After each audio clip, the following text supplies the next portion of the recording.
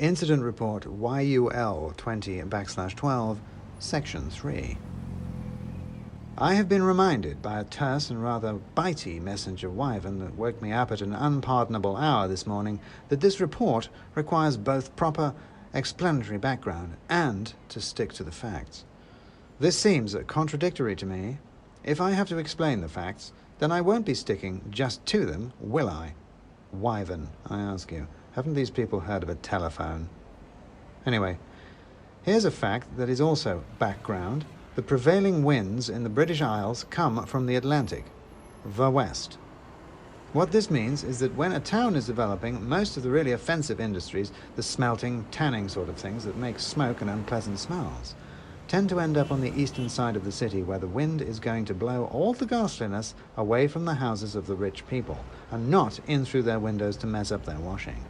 Because all those rich people live in the west end of the city, away from the industry, leaving the east end to the poor.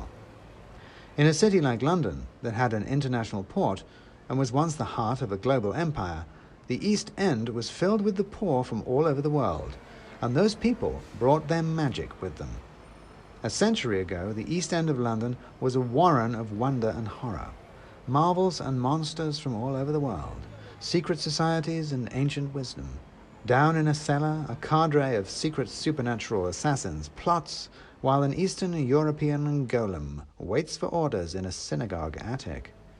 In a forgotten packing case lie the books of a lost temple, and in a tank in the back of a pet store swims a real live Jenny Hanover. But then, one day, someone realizes that there are no industries anymore. There's not even a port anymore.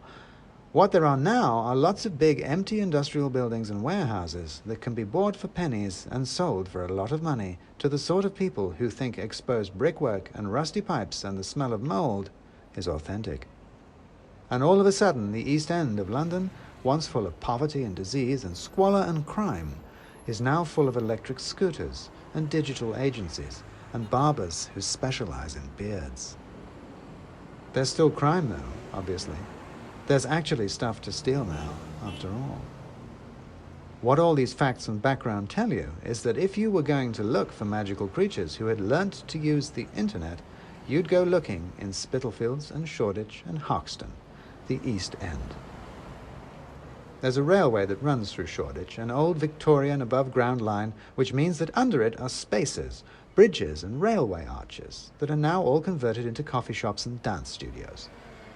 I was looking for whoever was trolling the Ministry of Workings on the internet, and where else would you look for a troll but under a bridge? As it turned out, I didn't have very far to look. It was the 5th railway arch I checked. And perhaps here is where I really ought to take facts and background seriously, because the fact is that I was jolly pleased with myself. Not only had I correctly guessed that whoever was trolling the ministry was a magical creature, and not only had I been right that the troll would in fact be a troll, and on top of that, not only had my hunch about the railway arches paid off, but also my suspicions had been absolutely spot on about which actual trolls it was. Because here they were, in a shared workspace with bicycles on the walls and second-hand furniture, Gully Gawk and Stubby, the Yule lads. Oh yes, I have to admit I was very pleased with myself indeed, and I bring this up not to congratulate myself, not at all. Actually, kind of the contrary, because being smug made me cocky, and I may have gone a little far. Because what happens next is background. Background for everything that happened after, background for this whole report. The lads were the only people in the place, and they were sitting at the back in the shadows, hunched over laptops. In the dim light with their hoodies up, you might not even have realized they weren't entirely human. But I recognized them, and they recognized me. "Uh-oh," muttered Stubby as I came through the door. "It's the filth." That was a bit rich, I thought. He was the one that looked like he needed a bath. "Afternoon," I said. "I wonder if you can help me. I'm having internet issues." "Well, we don't deal with nothing like that," said Stubby. "Like what?" I said. "Online harassment," said Gully, who always did like a long word when he could get hold of one. "You've been trolled," said Stubby. "Who said anything about trolling?" I said. "You shouldn't use that word," said Gully. "It's racist. It's oppressive, colonial language, that's what that is." "It ain't nothing to do with us," said Stubby. "I didn't know it was," I said, "until you told me. But given that you know who I am and what's going on, I'm also going to assume you know why I'm here." "You can't do anything," said Gully. "We're allowed to live here. Got the paperwork from the ministry." "You've just subverted all the restrictions around internet security and publishing official secrets," I said. "I think your paperwork might be a little out of date." "You can't make us do nothing," said Stubby. "You just try it, little wizard." He stumped forwards on his little legs, balling up his fist. "Oh, you really want to play it that way?" I said. "Of course we do," said Gully. "We're trolls. We're two of the Yule lads. Icelandic trolls from where the rocks are black and the winters are white and the sea is grey and all is biting and cold and hard and sharp. Where we are from and where humans don't belong. Not like this stupid place with its coffee and soft furnishings. You are a squishy human out on his own and we are trolls. Of course, that's how we're going to play it. That's what trolls do." "Oh well," I said. "Do you by any chance know the statue outside Spitalfields Market just up the road there?" "Statue?" said Stubby, stopping, perplexed.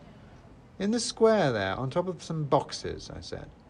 "It's a goat." A goat?" said Gully. Back in the old country, there was one thing the trolls were scared of.